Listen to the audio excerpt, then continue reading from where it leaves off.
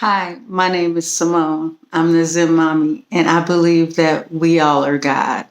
One thing I can't get on board with is when people say, only Black people are God. I feel like I don't want to argue with no one. I don't want to start problems with anyone. But how far do you have to be in duality and separation for you to think only your race is the best? All of this is an illusion. Race, an illusion. Uh, we're souls. We are having an experience. So your body end up in, so your soul end up in a Black body. So your soul end up in a white body or a Mexican body or an Asian body. Okay? What makes your body and the group of people behind it more superior than the rest? We are all of the same thing. Like, you got to really think about, like, what is your definition of God really?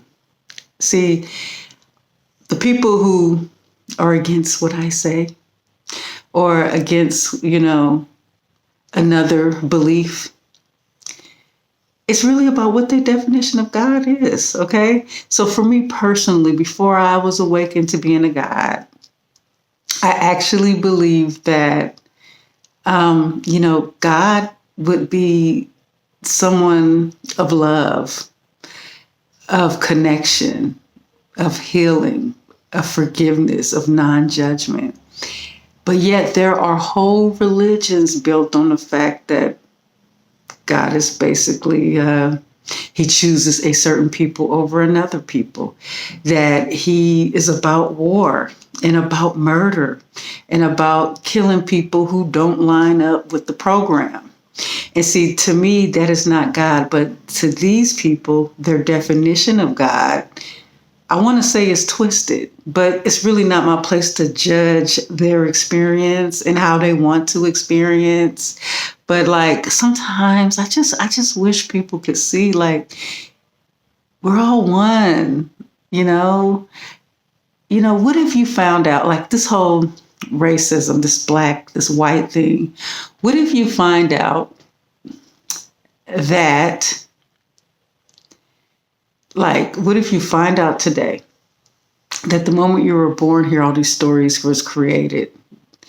What if you found out that you've been taught that slavery existed, but what if you find out it never did? What if you find out that every story that's been told, every movie, every news story was all fabricated to get you to act a certain way? And when you really think about it, can you really say you have physical proof that anything that you've been ever told existed? When it comes down to it, you're going to say, my teacher told me, my mama told me, my grandma told me, my auntie told me, or I knew a woman who knew a person, right? Or you're going to say a book told you. And how do you know any of this is not all a fabrication? You have to really think of it that way. Like, this awakening is about coming into your truth of who you truly are. So why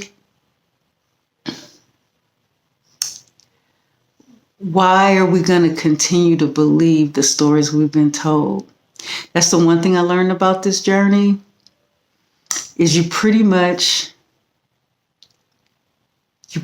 have to forget everything you've been ever taught and start all over.